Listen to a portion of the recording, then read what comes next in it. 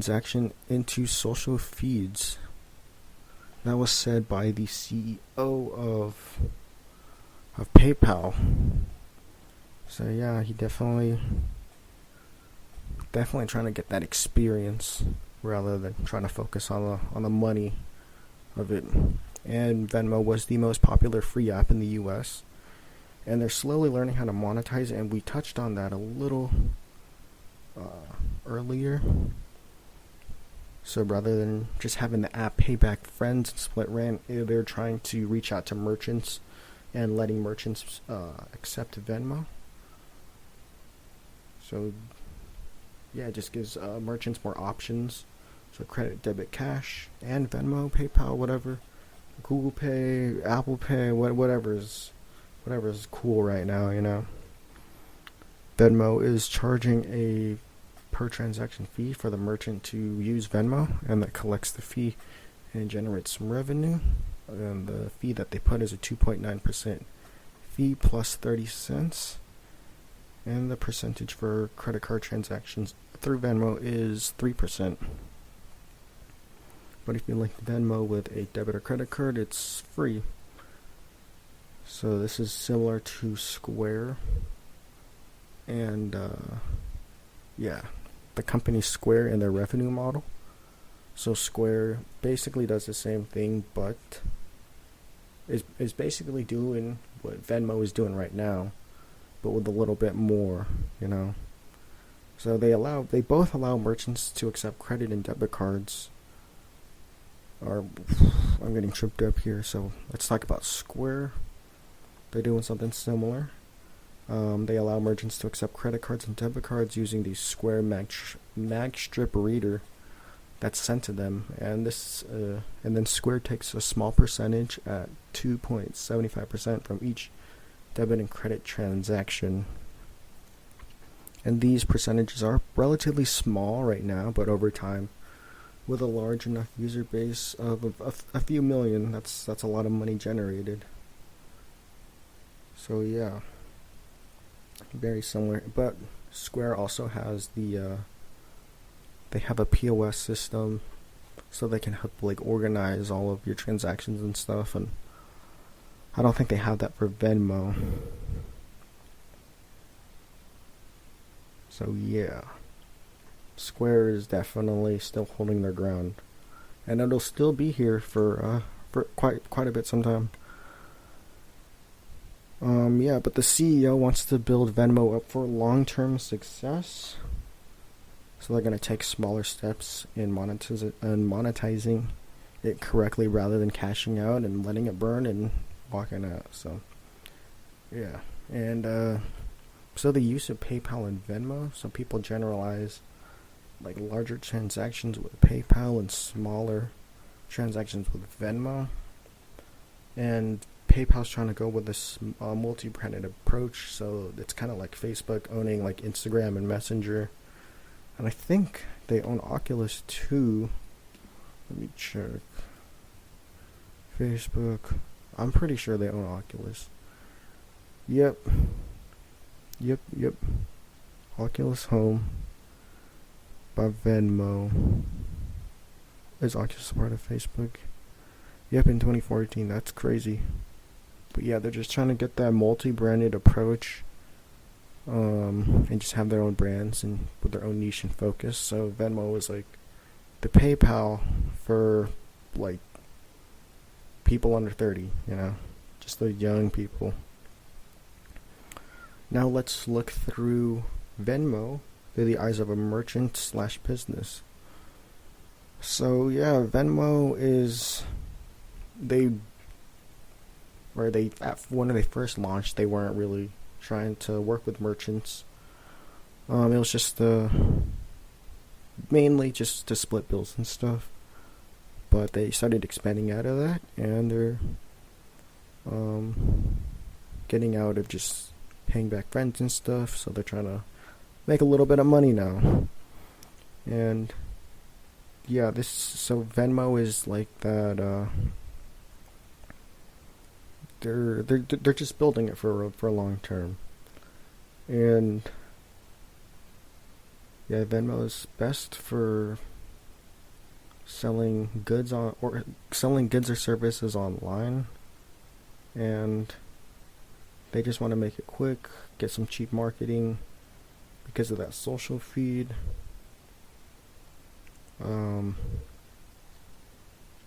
Yeah, just the younger audience. And the rates are pretty similar from Venmo charging those merchants. So a lot of just online actions or online transactions.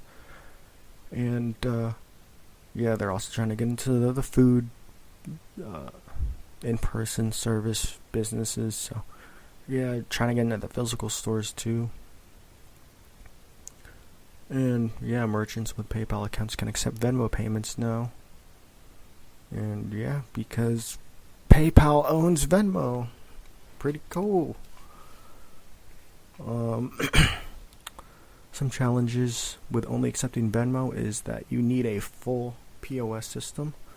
So invoicing, organizing, coupons, and other things are not accounted for with Venmo. Venmo is simply a way to accept payments. And that was another bonus for one of the competitors, Square. They had just a full POS system. They did everything. Had a lot more services that they could provide for the merchant. And also, if you're not a business partner, they advise you to not accept the Venmo yet without getting approval beforehand. So basically, you want to get everybody or a lot of the businesses that you work with on the same page before you start accepting Venmo from them, because without proper documentation, these transactions may occur as a reverse transaction, thus leading to more headaches down the road. Some fees. We're going to talk fees. Peer-to-peer is free. That's using a debit card or a bank account. But peer-to-peer with a credit card, they charge you 3%. Business partner fee is 2.9 plus an additional 30%. But the cool thing is there's no monthly, annual, or minimum fees. We talked about who used Venmo. Millennials trying to split the bill. Businesses conducting transactions to their PayPal account. How does Venmo make money? Venmo makes money with their business pay 2.9% plus 30%. We said that. And the 3% per credit card fee. So yeah, it's not that many streams of income, but it's money. So yeah, they have a lot of users. They have 40 mil, and let's say they use 30%. Let's say 30% use credit cards. So that brings us down to 12 mil who use credit, and let's say all these 12 mil of people purchase something of $100. That brings 1.2 bill. And yeah, just 3% of that comes to 36 mil. So it's just, yeah, lots of revenue, a lot of money. Yeah, they figured it out.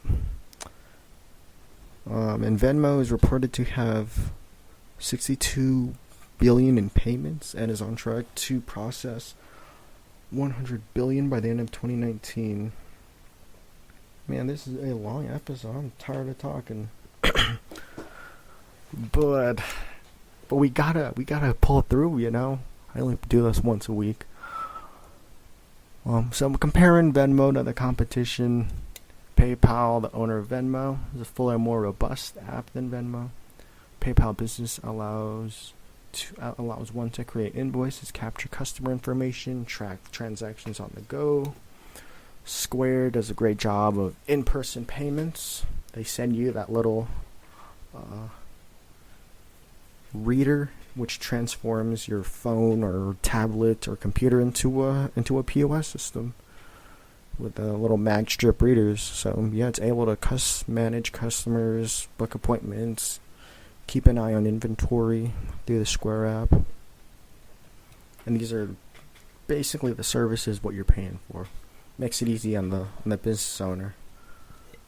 Stripe is more customizable for a low-cost payment. Has more features than just collecting payments. So, yeah, Venmo is still the new guy here.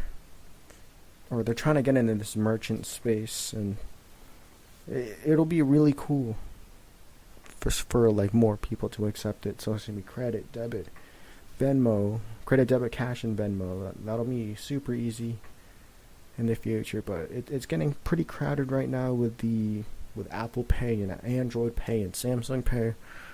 So yeah, we just gotta pick one and make that the standard.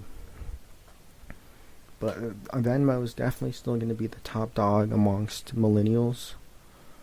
So yeah, it's like they're still working. It's cool. I use Venmo.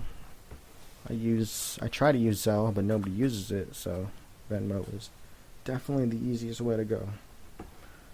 That's from a millennial, you know. And also just be aware of scammers out there. So a lot of buyers who use Venmo, or a lot of buyers use Venmo to scam people from the people they're selling something to.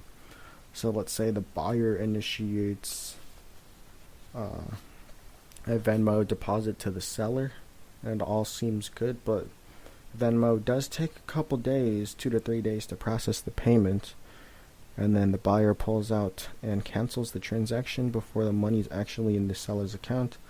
Thus, the seller is left with a stolen product and or service, and they didn't receive any of the money that was promised to them. So just be careful with that. It's definitely a lot easier just sending money to your friends and family. Don't send money. Don't pay through don't pay for that car that you bought on Venmo, you know, like that cheap car that you bought on Venmo.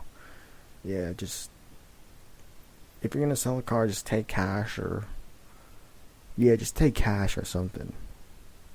Venmo's still too sketchy for that. And then we have a interview with our co-host. I'm gonna interview Alex again, which is gonna be fun. I will put that either in. Yeah, I'll just put it on this episode. It'll be fun, or I might put it on the next. I don't know. But I'm tired. I'm talking. We'll see. I'm gonna cut this out probably, or not. I don't care. But yeah, have a good bike ride, guys. You know the drill. All the stuff's in the show notes below. I'll see ya. Bye.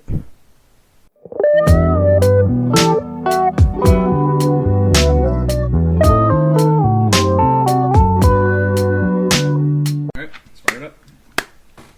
Business review. So we got the interview going right now. This is for number 21? Yeah, 21 Venmo. So we have a co-host today, and I will let him introduce himself. Hey everyone, this is Alex Adarian. I am a friend of Albert's, also working with him on our own little projects that we'll get to in a bit. And I am a UX designer and front-end developer, specifically with an interest in fintech and wellness. And I'm pretty excited to be here. Awesome. Yeah, so we are talking about Venmo this week, and yeah, so I just want to ask you a couple questions. Sure. Where did you first hear about Venmo? So I heard about Venmo when I was like, I want to say 21. And this was, I'm 25 right now, so like 4 years ago. And I will admit I was kind of hesitant about it because I was very aware of, fraud is a big deal in finance. I